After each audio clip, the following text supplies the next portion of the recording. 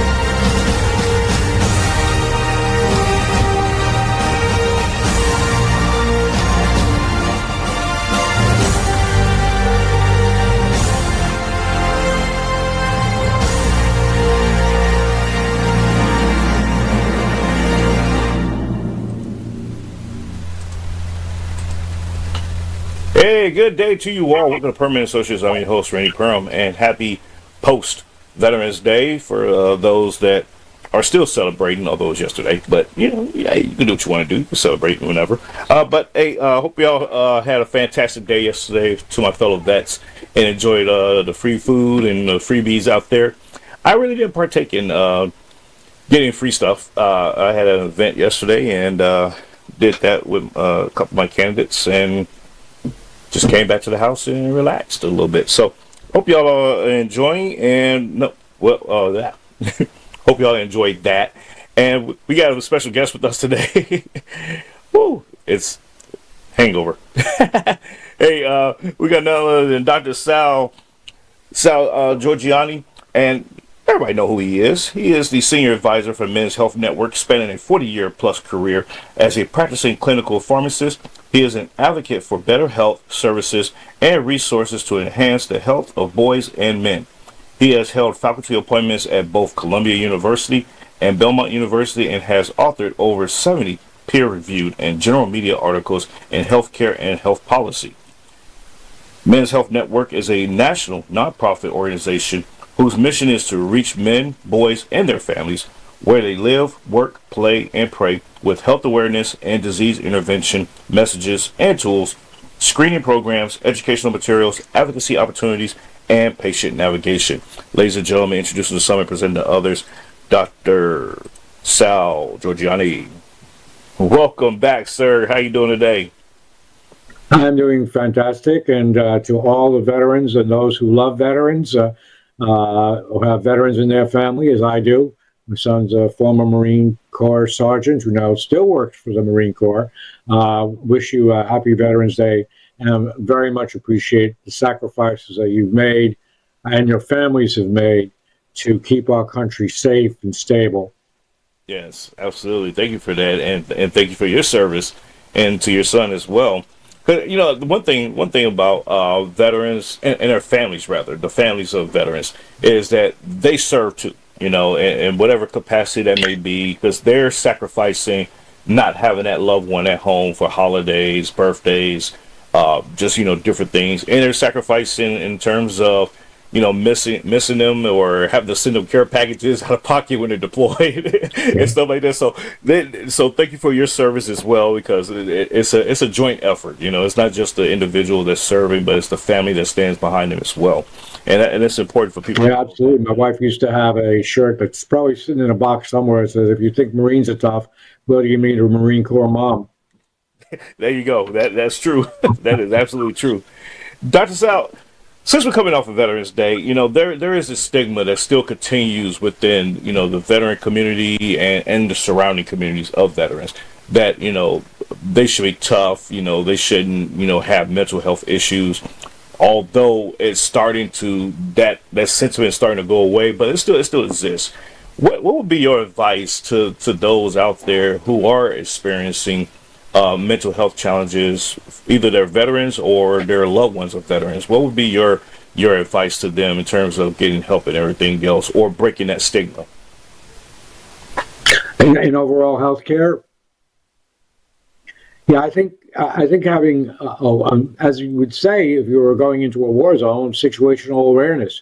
You need to understand what's going on with yourself. You need to understand what's going on with your body. You need to understand. It's very much age dependent. What we worry about when we're 19 is very different than when we're 40, and very different than when we're 90 or pushing 65 plus. So I think understanding the situation and your personal situation, understand what you can do to lead a better, healthier life. It's really never too late to get back on track if you've let healthcare slip a little bit. But I think the most important thing you can do is understand where you are, have a goal, and then have a plan, become knowledgeable, and then have someone to work with you, family member, a friend, a close friend, who can help you achieve your goal. So I think many of the lessons learned in the military service apply to overall healthcare and wellness as well. Hmm.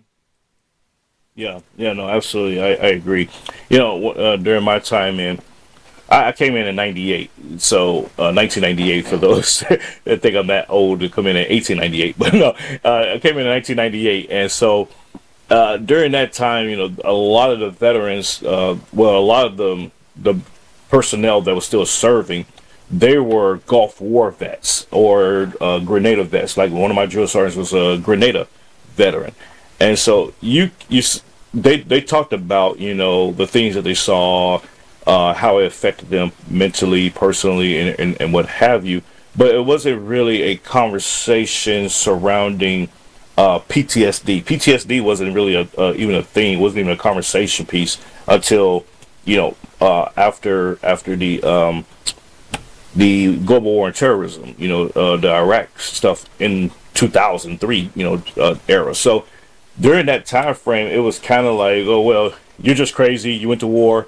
Get over it. And that was the end of it. And so you see the transition of how to cope with or to discuss or deal with those who have suffered, mental illness or mental, or PTSD now with their service. And so I'm glad to see that transition is taking effect. And I'm glad to see that the stigma is going away. And you're absolutely right. It's situational awareness in terms of, recognizing that, hey, something's not right with you, and just having that candid conversation, or, something's not right with me. Let me go, talk to a doctor, or, see, let me go talk to some buddies and see what they are observing, and, go from there. So it is very important to recognize that. And ladies and gentlemen, if you are around veterans that are in that situation, reach out to them. They appreciate it more than take offense to it. Because they know that somebody actually cares enough to have a concern for their well-being. So, Doc, it's November. We're almost in the middle of November. This month is flying by. And it's Men's Health Awareness Month. So it's kind of, I'm gonna say cliche or ironic, but it's Men Health Awareness Month. I remember when it was No Shave November for this particular time of year for men. So we would go about our daily lives without shaving for the month, and recognition of that. Talk to us about what you all are doing at Men's Health Network to support this initiative this month. Yeah, November is Movember. Movember Foundation was established to help bring awareness to the health needs of men and boys, to help give some community involvement in getting men and boys engaged in health and health and wellness. They do various activities and funds and runs. Men's Health Network does the same sort of thing as a national organization that advocates for men's health. It also brings health programs to men and boys, particularly in the community. And one of the devices Movember uses, grow a beard, grow a mustache, don't shave, which I think is a pretty good device. It's been very successful, by the way, at the community level, doing runs, events that support the health of men and boys. And that's so important. Boys and men like to have healthcare messaging delivered in ways that are a bit different than women and girls do. Mm-hmm. I have a very good friend who has a foundation in Oklahoma who does community networking. They do programs that are fun. They have prostates and pancake breakfasts where they organize a pancake breakfast and they get together and they have a little bit of information disseminated about awareness of prostate cancer, which still remains a very significant Sure. killer of men and boys and is, by the way, 99% preventable or treatable if you get it early. Mm-hmm. So they do pizza and prostates. We have a gentleman up in Michigan who does an awful lot of work in men and men's health awareness screening programs. Men's Health Network also partners with other organizations to do men's screenings in a light context. So it's important for people who advocate for the health of men and boys to go out into the community. It's one of the hallmarks of what Movember Foundation does, what Men's Health Network does, and other groups. They go out into the community and bring health care to where the men are. And that's why, the model for Men's Health Network is where men live, work, play, and pray. Don't expect guys to come into a hospital to get screened or go to a local medical center. I think that's something that we've learned over the years. You've got to bring it to them where they are, where they're comfortable. Yeah. And you have to present their information to them in a way that they can accept. Absolutely. I agree with you 100% there because I am guilty. That's why I raised my hand. I'm guilty of it.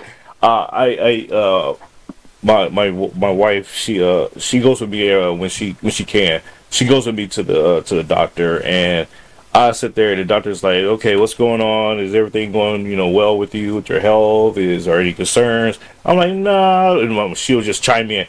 He has this going on. I'm concerned about this, and so she'll start listing all. I'm like, "Okay, yeah, about that," and so yeah, you're right. I tend to kind of like just brush off my ailments, unless it's something that's just absolutely, out of control and then just like really affecting me type of thing. But in terms of, as we're getting older, we do have to take into consideration, our, prostate. So prostate and pancakes, I start smiling. I was about to laugh because you think about you think about your prostate. You're like, I'm not thinking about food in conjunction with my prostate. But you're absolutely right. It is a good linkage to help bring in folks that may have that concern.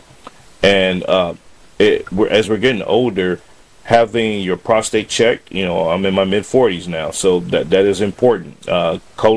Checking for colon cancer, just checking your for diabetes, heart disease, things of that nature. Those are the things that we tend to not think about because we're transitioning out of our 30s.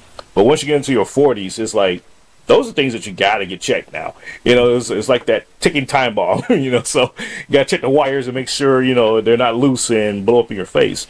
But Doc, there's this. Speaking of heart disease, the AI, artificial intelligence, is making leaps and bounds in our lives. I'm personally starting to get a little bit more into it because it's just there now, and it's kind of like you can't avoid it.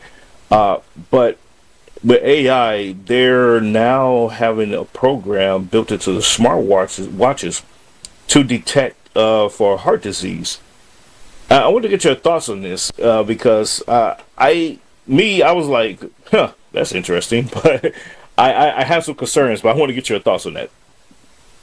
Well, AI has been around a lot longer than most people think it has. Anybody who's done a Google search or a Bing search or they use artificial intelligence to help focus the information that they get back. And, whatever you want to think about the good aspects of it and the bad aspects of it, which is a reality of technological advances since cavemen devised fire. There's good things to it and not so good things to it. But on the whole, I think artificial intelligence or using machine capabilities to help guide human interactions in whatever endeavor it is, whether it's writing or music or health awareness, it can be a very, very positive thing. And I'll give you a personal example.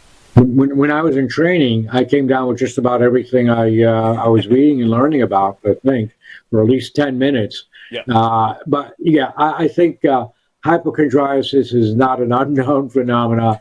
But I also will say that if you think there's a problem, particularly something such as a potential heart attack or a potential stroke, it's much, much better to take affirmative action True. and get it checked. There are all too many cases of men and women, people who are suffering a heart attack or in the midst of a stroke, or who have symptoms of you're just not feeling right. Guys need to be aware of their bodies. Women are much more aware of their bodies than guys are, just by acculturation. If you think there's a problem, go get it checked. Unfortunately, all too many men do not have regular medical visits. And unfortunately, Men's Health Network notes that about 15 to 20% of men do not have a primary care healthcare provider that they can give a call and say, "Hey, Dr. Vinny, I'm feeling something. Can I come in?" They don't have that. Rely on urgent care. They rely on emergency rooms. But if you're seeing something really distressing to you, get it checked. It's far better to get it checked. Yeah. And know it's not that. Just go home and relax. Or, yes, you're having a heart attack, sir. Let's get you settled and save your life. I mean, which would you prefer the scenario to play out for yourself and your family? Go get it checked. Absolutely. No, and I totally agree with you. Now, on the AI piece, going back to that real quick, is the idea of being, like you just mentioned, self-diagnosing, and with the AI technology to determine whether or not you have heart disease. I have the concern that people will utilize that technology to take advantage of, or misdiagnose themselves, or take that information and say, well, look, my watch says I have heart disease, and the doctor's like, no, you don't have heart disease. And so now there's that back and forth of who's right or who's wrong, and that person walks away feeling upset, or saying that I don't trust this AI thing because it said I have heart disease, my doctor says I don't, type of thing. So we have to work through that minutia. And although that will probably be a very, very a minute situation that would happen, but it nonetheless, it will be a concern for people that says, hey, why are we injecting AI into something, to the medical industry, whereas that is a hands-on type of thing? And my response to that, because people have asked me that, like my thoughts on it, is I say, okay, it's technology, it's a tool. It's not to replace the doctor, but it's to assist the doctor. So as long as the doctor is aware that not to say, hey, I'm gonna step out, go grab me a cup of coffee, AI, do your thing, and let me know what the report is, and I'll come back. What are your thoughts on that?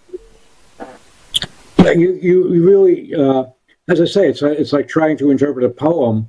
It takes a lot of nuance, a lot of understanding. Yeah. So, for example, a simple electrocardiogram, which most of the smartwatches can do now, they're very, very helpful. There are more advanced home diagnostic tests that really have lowered the cost of monitoring, that give you an office grade type electrocardiogram. But then reading it, I mean, there are a bunch of squiggly lines to most people, and likely to me too. I get a little bit more understanding of it than the average person, but I need someone who does this all the time to make the diagnosis. I mean, if you have car trouble, I don't know that I would bring my car to Joe next door because he has 3 cars and his cars are already tip-top shape.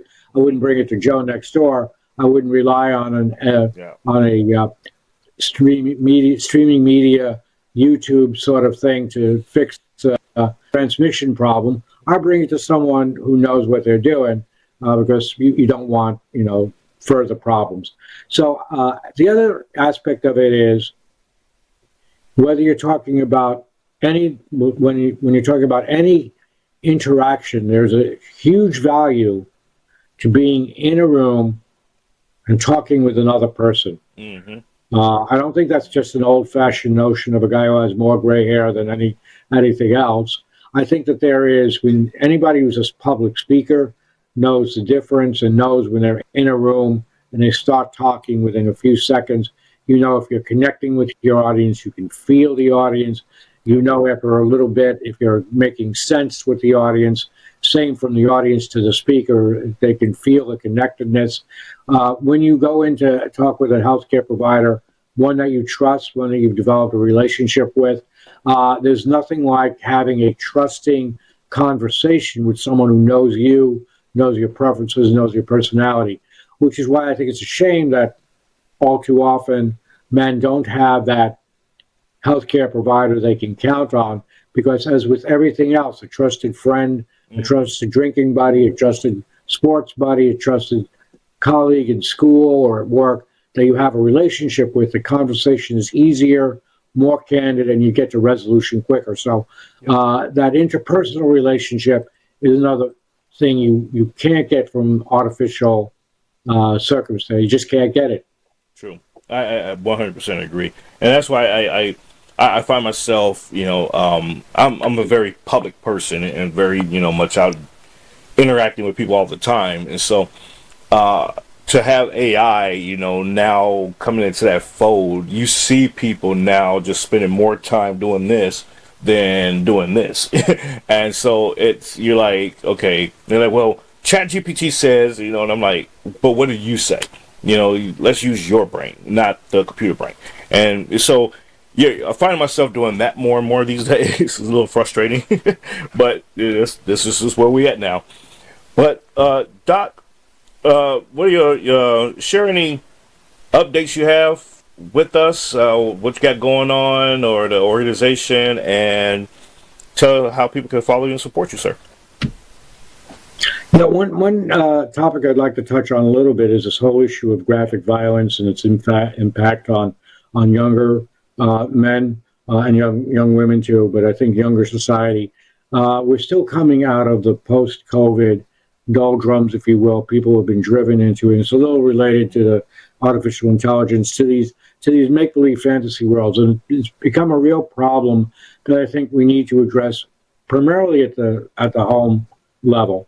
I have had many discussions with many people, and Men's Health Network also gets a lot of inquiries and questions about how do we monitor, how do we combat, if you will, how do we manage the constant portrayal of graphic violence, what effect does it have on younger individuals, and it is a very big problem. Yeah. Parents need to be aware of what their kids are engaged in, what worlds do they live in the artificial world. When I grew up, my parents would have conversations with me about the television programs I was watching, and I was always reminded by Dad, Sal, people really can't fly. When I was watching Superman cartoons, and what the Three Stooges do in poking people's eye, you just don't do that normally. So I think one of the things with all this subjecting of graphic violence, and at the same time removing yourself from interpersonal live relationships, it creates an artificial view of individuals, people, and what true harm violence does to individuals. So I would encourage parents to encourage their kids, not just from the physical health aspects of interacting with others, but to get out more. Monitor what they're watching, have conversations with them. One father came to me and said, my daughter wanted to watch a video of the assassination of Charlie Kirk. She asked me what I thought about it, if I could do it. And I said, your daughter is right, spot on. You're very lucky. Have conversations with your kids. Don't tell them no, because that's for 15, 17-year-old, 20-year-old. That's the path to having them do it. Say, sure, but let's talk about it, or let's watch it together. I'm interested in it, and I'm interested in what you have to say. So parents need to be aware of that. Absolutely. Overall, in the health of men and boys, unfortunately, it's still not getting better. Men live approximately 6 years less than women do in the United States, due primarily to preventable causes. Of the 10 leading causes of death in the U.S., Men lead in 9 of them. They have about 50% fewer visits for primary care purposes than women do. And I think we need to, men, dads, you need to role model better health care for your boys than we do now. Health professionals need to understand how to communicate better with boys and men, and Men's Health Network is all about that. And if you want to become knowledgeable about it, there's a lot of information on all these topics, not just the doom and gloom statistics or the sad statistics, but also positive, easily implemented suggestions on how to enhance the health of yourself and your family on Men's Health Network at www.menshealthnetwork.org. Sweet, sweet. Dr. Sal, I truly appreciate you as always, your wisdom, your time, your passion, even. Truly appreciate it because it's a very important subject, and we can't emphasize enough that us men, we don't talk about these things enough. We gloss over it, from time to time, or when we're not feeling right for whatever reason, and then that's when we have a concern. But at that point, to me, it's almost too late. So we have to stay ahead of the curve on these things, on these Absolutely. issues, and be just self-aware, have self-awareness and situational awareness for those around us as well. Yep. And so I truly appreciate it, Doc, and be safe out there. God bless you. Enjoy the rest of the week, and thank you for all you're doing. Thank you. Happy to be back on anytime we can be a help to you and your wonderful audience. Thank you. Thank you, sir. Take care. Ladies and gentlemen, Dr. Salvatore Giorgianni, Senior Advisor for Men's Health Work. Once again, let me throw that website up there for you all one more time, menshealthnetwork.org. Go check that out. They have a plethora of stuff on there for everybody. It's not just men's. It's for, women, children, men.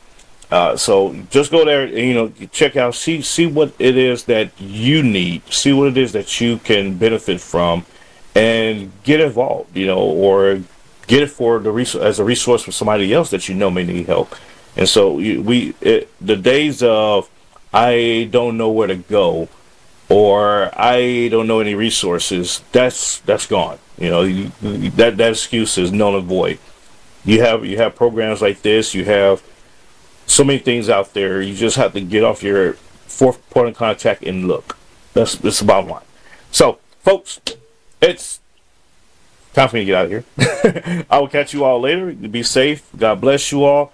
And don't do anything crazy this week. See you later. Ciao, ciao.